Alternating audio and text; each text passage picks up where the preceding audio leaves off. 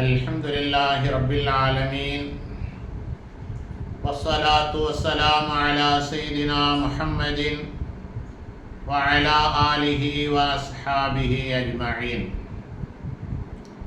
قال الله تبارك وتعالى في القرآن العظيم الفرقان الحميد: أعوذ بالله من الشيطان الرجيم. بسم الله الرحمن الرحيم.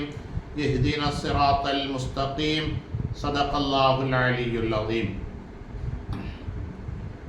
அன்பிற்கினிய ஈமானிய இஸ்லாமிய உறவுகளே, வரலாற்றில் பல்வேறு செய்திகள் பதிவு செய்யப்பட்டிருக்கிறது. அதில் அமல் செய்ய வேண்டும் என்ற ஆர்வத்தோடும் அமல் செய்ய முடியவில்லையே என்ற வருத்தத்தோடும் இருக்கிற போது கூட ரப்புல் ஆலமீன் அதற்கான நன்மைகளை தருகிறான் என்பதை வரலாற்றின் வைர வரிகளிலே பார்க்க முடிகிறது.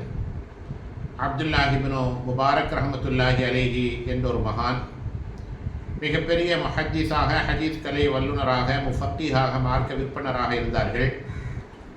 வஃபாத் ஆகிவிட்டார்கள். அவங்கள ஒருத்தர் கனவுல பார்த்தார்.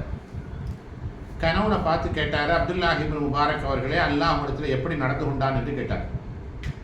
அப்போது அவங்க சொன்னாங்க, அல்லாஹ் எனக்கு ரொம்ப கண்ணியப்படுத்தினா, ரொம்ப சிறப்புப்படுத்தினா, ரொம்ப உயர்வாக ஆக்கினா, அல்லாஹ் ரொம்ப நான் நல்லா இருக்கிறேன். ஆனால் எனக்கு முன்னால் ஒருத்தர் வஃபாத் ஆனார், என்னுடைய பக்கத்து வீட்டுக்காரரு. அவர் இரும்பு பட்டறை வச்சிருக்கிறவர். அவருக்கு அல்லாஹ் என்னை விட கூடுதலான அந்தஸ்தை, அதிகமான நன்மைகளை கொடுத்ததை நான் பார்க்க முடிந்தது அப்படின்னு சொன்னாங்க. கனவு முடிந்தது. கனவு பார்த்துருவங்களுக்கு பெரிய ஆச்சரியம். நான் அப்துல்லாஹி இப்னு முபாரக் ரஹ்மத்துல்லாஹி பெரிய இமாமு, அவங்கள தாண்டி இவருக்கு எப்படி நன்மை கிடைக்குது அப்படின்னு சொல்லி யோசனை பண்ணி அவங்க வீட்டில் போய் விசாரித்தாங்க. அப்போ அந்த இரும்பு பட்டறை வச்சதோடைய மனைவி சொன்னாங்க, என்னுடைய கணவன் ஒன்றும் பெருசெல்லாம் அமல் செய்யலை, ஒரு 2 காரியம் பண்ணுவார், அது எனக்கு தெரியும்.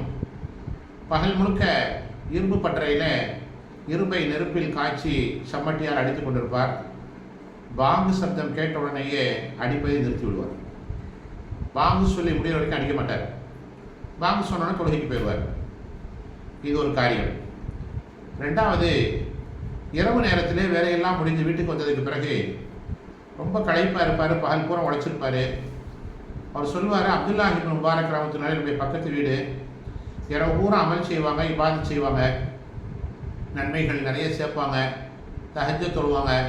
நம்மளால் முடியலையே, உடம்பு ஒத்துழைக்கலையே அப்படின்னு சொல்லிட்டு தூங்கிடுவார். ஒரு அமலும் செய்ய மாட்டார். இதுதான் அவர் செஞ்ச மிகப்பெரிய காரியமாக நான் நினைக்கிறேன் அப்படின்னு மனைவி சொன்னார். நிறைய மார்க்க அறிஞர்கள் எழுதுகிறார்கள், ஒரு நன்மை